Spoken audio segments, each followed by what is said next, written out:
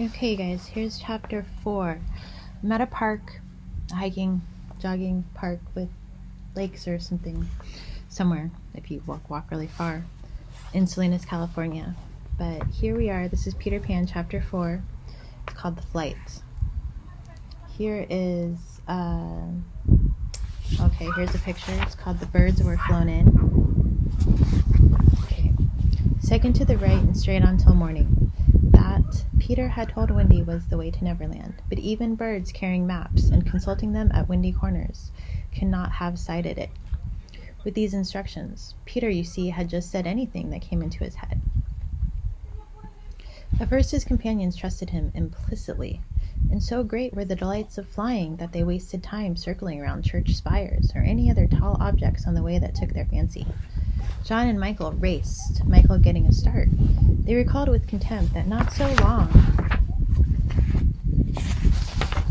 ago they had thought themselves fine fellows for being able to fly round a room. Not so long ago, but how long ago? They were flying over the sea before this thought began to disturb Wendy seriously. John thought it was their second sea, and their third night. Sometimes it was dark and sometimes light, and now they were very cold and again too warm. Did they really feel hungry at times, or were they merely pretending? Because Peter had such a jolly new way of feeding them. His way was to pursue birds who had food in their mouths suitable for humans, and snatch it from them. Then the birds would follow and snatch it back, and they would all go chasing each other gaily for miles, parting at last with mutual expressions of goodwill. Some people around here are really weird. They carry their Walkmans or their stereos with them without headphones. It's very odd. It's like they're forcing their culture on other people. Anyways, they would all go chasing each other gaily for miles, parting at last with mutual expressions of goodwill. But Wendy noticed with gentle concern that Peter did not seem to know this was rather an odd way of getting your bread and butter, or even that there are other ways. Certainly they did not pretend to be sleepy, for they were sleepy, and that was a danger, for the moment they popped off, down they fell. The awful thing was that Peter thought this funny. There he goes again, he would cry gleefully as Michael suddenly dropped like a stone. Save him, cried Wendy, looking with horror at the cruel sea far below. Eventually Peter would dive through the air and catch Michael just before he could strike the sea. And it was lovely the way he did it, but he always waited till the last moment, and you felt it was his cleverness that interested him and not the saving of human life. Also, he was fond of variety, and the sport that engrossed him one moment would suddenly cease to engage him, so there was always the possibility that the next time you fell, he would let you go. He could sleep in the air without falling, by merely lying on his back and floating, but this was partly at least because he was so light that if you got behind him and blew, he went faster. Do be more polite to him, when he whispered to John when they were playing. Follow my leader. And here's a picture of let him keep who can. Picture. Okay. And tell him to stop showing off, said John. When playing Follow My Leader, Peter would fly close to the water and touch each shark's tail in passing. Just as in the street you may run your finger along an iron railing. They could not follow him in this with much success, so perhaps it was rather like showing off, especially as he kept looking behind to see how many tails they missed. You must be nice to him, Wendy impressed on her brothers. What could we do if he were to leave us? We could go back, Michael said. How could we ever find our way back without him? Well, then we could go on, said John. That is the awful thing, John. We should have to go on, for we don't know how to stop. This was true. Peter had forgotten to show them how to stop. John said that if the worst came to the worst, all they had to do was go straight on, for the world was round, so in time they must come back to their own window. It's pretty cold out here. And who is to get food for us, John? I nipped a bit out of that eagle's mouth pretty neatly, Wendy. After the 20th try, Wendy reminded him. And even though we became good at picking up food, see how we bump against the clouds and things if he is not near to give us a hand? Indeed, they were constantly bumping. They could now fly strongly, though they still kicked far too much. But if they saw a cloud in front of them, The more they tried to avoid it, the more certainly did they bump into it. If Nana had been with them, she would have had a bandage round Michael's forehead by this time. Peter was not with them for the moment, and they felt rather lonely up there by themselves. He could go so much faster than they that he would suddenly shoot out of sight to have some adventure in which they had no share. He would come down laughing over something fearfully funny he had been saying to a star, but he had already forgotten what it was, or he would come up with mermaid scales still sticking to him, and yet not be able to say for certain what had been happening. It was really rather irritating to children who had never seen a mermaid. And if he forgets them so quickly, Wendy argued, how can we expect that he will go on remembering us? Indeed, sometimes, when he returned, he did not remember them, at least not well. Wendy was sure of it. She saw recognition come into his eyes as he was about to pass them, the time of day, and go on.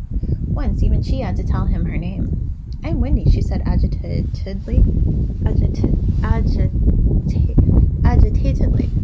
He was very sorry. I say, Wendy, he whispered to her. Always, if you see me forgetting you, you just keep on saying, I'm Wendy, and then I'll remember. Of course, this was rather unsatisfactory. However, to make amends, he showed them how to lie out flat on a strong wind that was going their way, and this was such a pleasant change that they tried it several times and found they could sleep thus with security. Indeed, they would have slept longer, but Peter,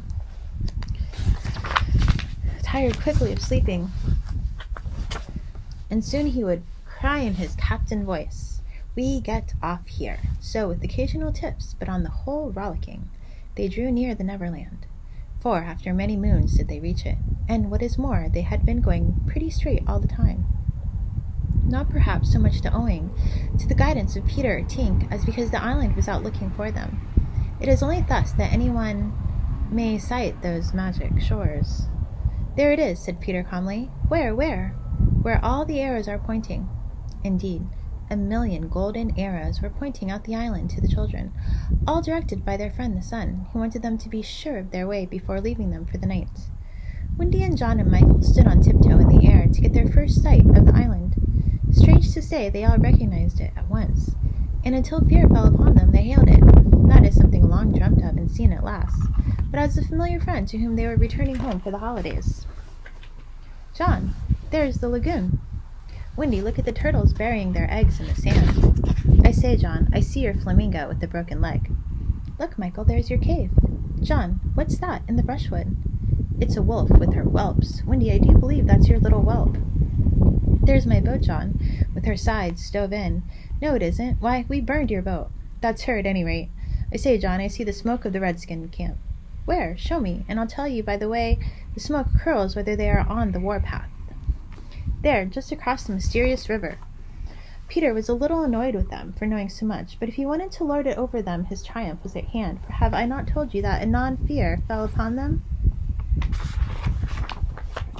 It came as the arrows went, leaving the island in gloom.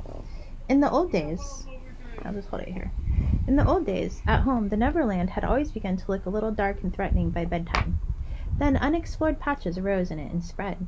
Black shadows moved about in them. The roar of the beasts of prey was quite different now. And above all, you lost the certainty that you would win. You were quite glad that the night lights were in. You even liked Nana to say that this was just the mantelpiece over here and that the Neverland was all make-believe. Excuse me.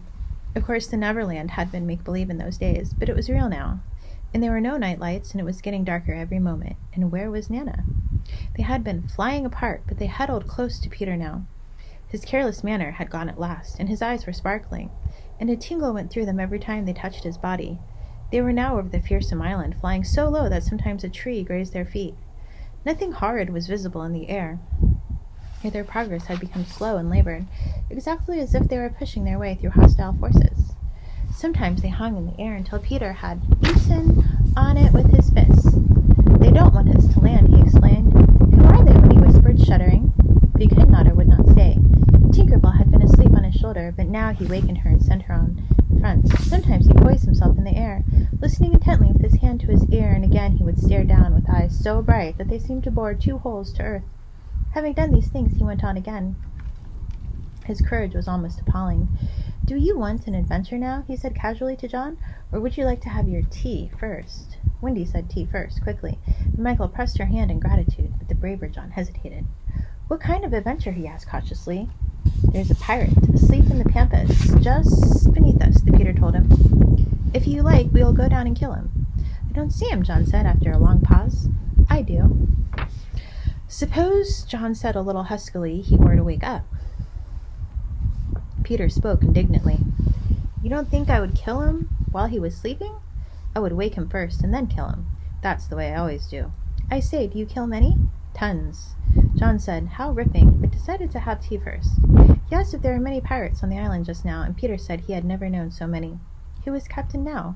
"Hook," answered Peter, and his face became very stern as he said that hated word. "Just Hook?" "Aye."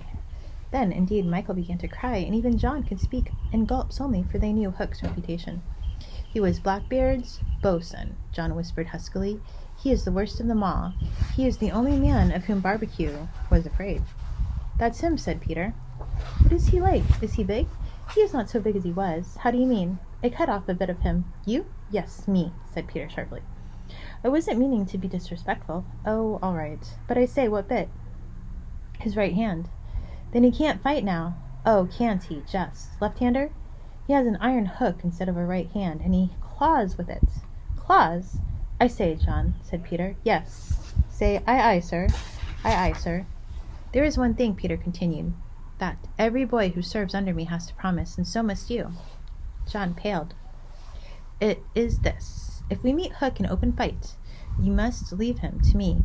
"I promise," said John loyally. For the moment they were feeling less eerie because Tink was playing with them, and in her light they could distinguish each other. Unfortunately, she could not fly so slowly as they, and so she had to go round and round them in a circle in which they moved as in a halo.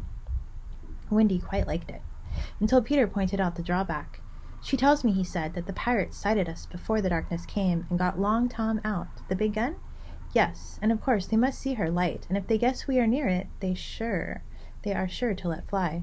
Wendy, John, Michael." "Tell her to go away at once, Peter," the three cried simultaneously, but he refused. "She thinks we have lost the way," he replied stiffly, "and she is rather frightened."